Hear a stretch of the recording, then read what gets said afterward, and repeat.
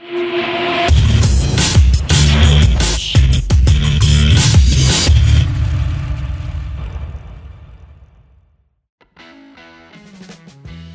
Pratama Arhan dan Jesse Lingard di K-League One alias kasta tertinggi Liga Korea Selatan 2024 menjadi sorotan media Malaysia makan bola.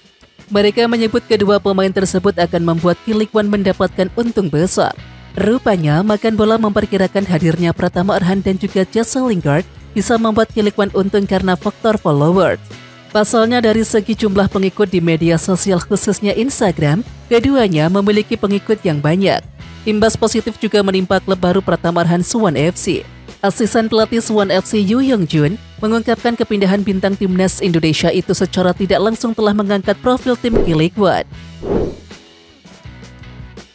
Penyebab Sintayong pilih pulang ke Korea Selatan pada Februari 2024 akhirnya terungkap. Pria asal Yeongdeok itu tak punya agenda bersama timnas Indonesia sepanjang bulan kedua kalender. Walau tak ada agenda dengan timnas Indonesia, Sintayong terikat kontrak dengan Seongnam FC. Pria yang berusia 53 tahun itu didapuk sebagai ketua komite penasihat klub tersebut pada Oktober 2023. Dan hal tersebut tidak melanggar kesepakatan kontrak dengan PSSI. Lagi pula tugas satu ini dikerjakan ketika mendapatkan jatah libur dari federasi seiring kosongnya agenda. Sementara itu, agenda terdekat Sintayong dengan timnas Indonesia adalah kualifikasi Piala Dunia 2026 zona Asia. Itu artinya, Sintayong paling lambat kembali ke Indonesia sepekan sebelum pertandingan atau 14 Maret nanti. Sepanjang tidak ada agenda, ia bebas untuk pulang ke Korea Selatan atau menikmati libur. Sejak Oktober 2023, Sintayong diangkat sebagai ketua komite penasihat klub Liga 2 Korea Selatan Seongnam FC. Dengan mengemban tugas tersebut, Sintayong kabarnya memiliki peran menjadi penasihat di bidang pengelolaan pemain dan juga klub, termasuk merekomendasikan klub terkait pemain mana yang cocok untuk Seongnam FC. Jika itu benar adanya, Sintayong bisa saja mendorong manajemen Seongnam FC untuk mendaratkan sejumlah pemain timnas Indonesia untuk berkarir di sana. Sementara itu ada sejumlah pemain yang layak berkarir di Korea Selatan, seperti Ramadan Sananta, Arhan Fikri, Hoki Caraka, Rizky Ridho hingga Yaakob Sayuri. Namun 4 bulan setelah menjabat posisi tersebut, Sintayong belum bisa membantu pemain asal Indonesia berkarir di Seongnam FC. Meskipun begitu, terbukti 3 pemain timnas Indonesia yang kini bermain di luar negeri, yakni Marcelino Ferdinand, Justin Hapner dan juga Iver Jenner memiliki potensi untuk diburu klub top Eropa. Analisis itu dikeluarkan media asal Amerika Serikat ESPN. Pelatih timnas Indonesia U20 Indra Safri bicara peluang untuk memanggil Choi Yun Damanik ke dalam skuad Garuda Nusantara. Direktur teknik PSSI itu secara tersirat menyampaikan kans pemain berusia 16 tahun itu tipis karena tidak memiliki paspor Indonesia. Pemain Lausanne U17 itu urung memperkuat skuad Garuda Muda kendati sudah sempat menjalani persiapan bersama lantaran terkendala paspor, sebab ibunya sudah berpindah ke warganegaraan menjadi Swiss sebelum anaknya lahir. Dengan begitu, Choi Yun Damanik harus menjalani proses naturalisasi terlebih dahulu jika ingin memperkuat skuad Garuda Nusantara. Sementara itu, Indra Safri hanya ingin memanggil pemain diaspora yang sudah mengantongi paspor Indonesia untuk visi Maret mendatang. Setelah sebelumnya Yordania hanya lolos ke perempat final, akhirnya sejarah baru sepak bola terukir. Tim yang dijuluki The Chivalrous ini berhasil melaju ke babak final untuk pertama kalinya dalam sejarah setelah menumbangkan Korea Selatan dengan skor 2-0. Di sisi lain, Qatar memiliki rekor hampir sempurna dalam perjalanan menuju final dengan keunggulan sejumlah pemain yang memperkuat tim, termasuk Akram Afif dan Almas Ali yang mencetak gol dalam pertandingan babak semifinal. Jika berhasil menumbangkan Qatar, Yordania akan menciptakan sejarah baru untuk dunia sepak bola Asia. Karena untuk pertama kalinya The Chivalrous mampu menjadi juara dan membawa pulang trofi Piala Asia. Ya, nantikan pertandingan epik dan memukau babak final dalam gelaran AFC Asian Cup Qatar 2023 hanya di live streaming Vision Plus. Dan jadilah saksi sejarah lahirnya juara AFC Asian Cup 2023. Arlian Syah Abdul Manan berhasil mencuri perhatian saat tampil dengan timnas U20 Indonesia. Ia pun bertekad bisa menembus skuad utama Persija Jakarta. Arliansyah sendiri sebenarnya sudah ikut pemusatan latihan atletisi timnas U20 Indonesia sejak Desember yang lalu.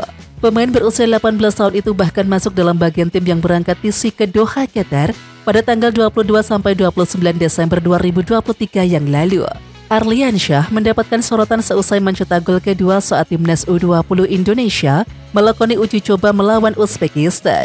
Setelah berhasil mencuri perhatian dan kembali ke klub, Arliansyah mengaku memiliki target. Arliansyah mengaku bisa tembus dan juga tampil di tim utama Persija Jakarta.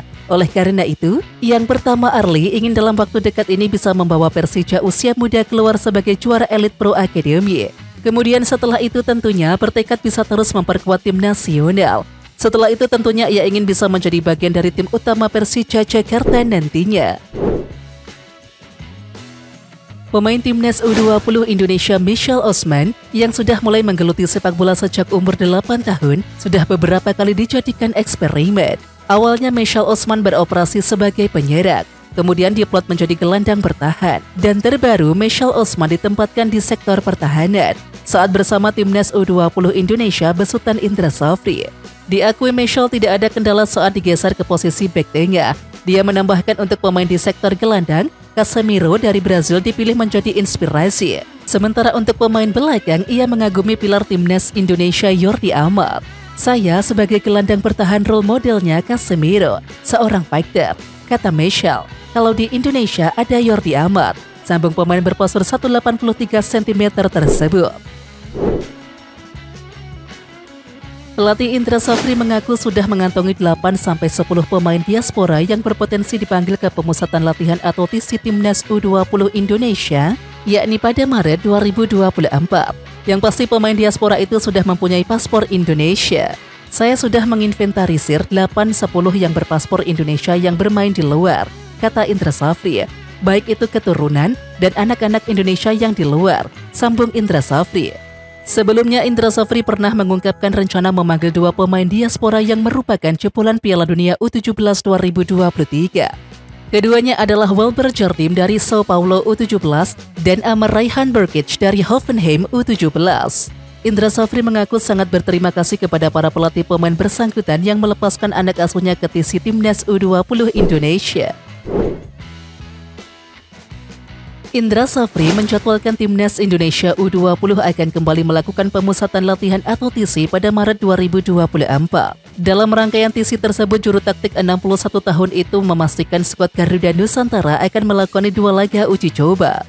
Setelah melakoni TC tahap pertama di Qatar, para pemain timnas Indonesia U20 telah melakoni TC tahap kedua di Jakarta yang dimulai sejak 30 Desember 2023 yang lalu. Dan TC kedua itu ditutup dengan internal game pada hari Jumat 9 Februari 2024 sore waktu Indonesia Barat di Lapangan A Senayan, Jakarta. Indra Safri pun akan memulangkan sekitar 30 pemain timnas Indonesia U20 yang ikut TC ke klubnya masing-masing, yakni pada Sabtu 10 Februari 2024. Dan bulan depan Indra Safri memastikan skuad Garuda Nusantara akan kembali melakukan TC dan juga melakukan 2 laga uji coba. TC akan kami lanjutkan di bulan Maret, dan kami sudah merancang 2 kali uji coba, ujar Indra Safri. Oke Timnas Lovers, siapa kita? Kita Indonesia. Ayo kita dukung terus sepak bola tanah air Indonesia. Jangan lupa dukung terus Garuda Raya Channel dengan subscribe, like, dan komen karena saran dan kritik kalian sangat bermanfaat untuk perkembangan channel ini. Tungguin video selanjutnya dari Garuda Raya Channel. Salam olahraga.